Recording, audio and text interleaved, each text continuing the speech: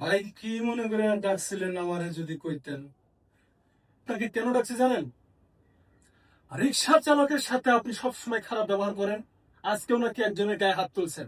এ অধিকার আপনাকে কে দিছে? হুম? ওরা দরিদ্র মানুষ, পেটের দায়ে রিক্সা টানে ঢাকা শহরে। হ্যাঁ, তাদের গায়ে হাত তোলেন। আপনার ইজ্জত আছে, তাদের ইজ্জত নেই। পারলে আমার গায়ে হাত তোলেন, দেখি আপনার কত বড় ক্ষমতা। গরিব মানুষ, তাদের গায়ে যখন তখন আপনার হাত তোলেন, কারণটা কি? না ভাই, সবই ঠিক আছে, কিন্তু এই যে দেখেন, যখন তখন অটো চালকরা গাড়ির মধ্যে লাগিয়ে দেয়, হুট করে গাড়ির সামনে চলে আসে। এদেরকে সচেতন করতে হবে না ভাই? এরা তো আসলে সমাজের ক্ষতি করতেছে, শহরের সৌন্দর্য নষ্ট করতেছে। সবই ঠিক আছে, তাই বলে একজন আপনি সচেতন মানুষ হয়ে রিক্সা চালকের গায়ে হাত তুলবেন কেন?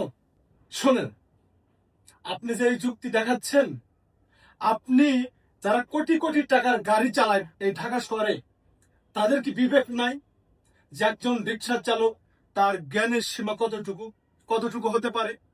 আপনি জরিমানা করলে, বকা দিলে, এই দেশের সরকারকে বকা দেন, জরিমানা করেন, প্রশাসনকে বকা দেন, জরিমানা করেন। আপনি একজন রিক্সা চালককে কেন বকাঝকা করবেন?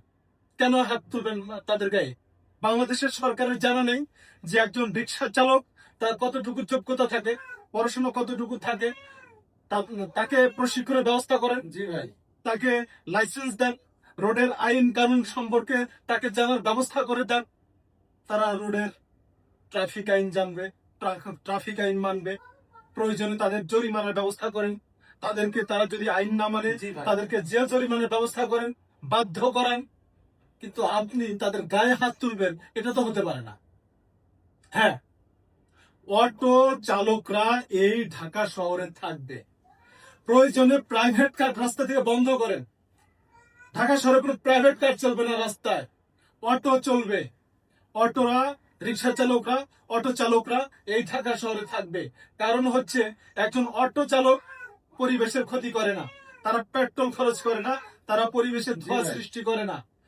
যদি উত্তরা থেকে মতিঝিল একটা গাড়ি যারা ইউজ করে, ব্যবহার করে, তারা যদি সারাদিনে, অর্থাৎ উত্তরা থেকে মতিঝিল যেতে যদি 500 টাকার পেট্রোল খরচ করে, একজন ব্যক্তি 100 টাকা দিয়ে অটোতে করে মতিঝিল পর্যন্ত যেতে পারবে।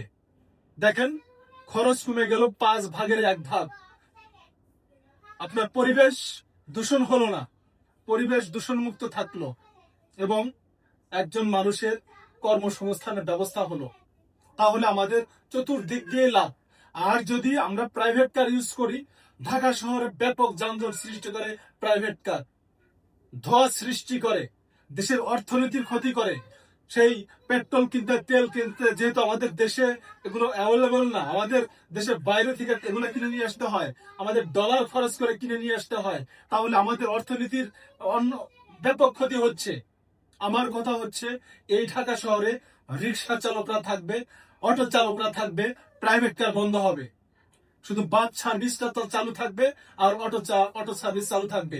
দেশের একদিকে হচ্ছে অর্থনৈতিক উন্নত হবে দেশ, অন্যদিকে হচ্ছে পরিবেশের উপর ধোঁয়া সৃষ্টি কম করবে, কার্বন ডাই অক্সাইডের নিঃসরণ কমে যাবে।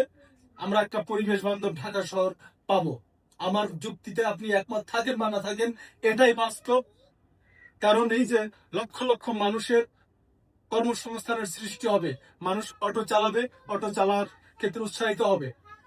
10টা অটোর যে পরিমাণ যানজট সৃষ্টি করে, একটা একটা প্রাইভেট কার তার সমান পরিমাণ যানজট সৃষ্টি করে। একদিকে খরচ বেড়ে যাচ্ছে, বিদেশ থেকে গাড়ি আনতে দেশের টাকা বিদেশ চলে যাচ্ছে, এবং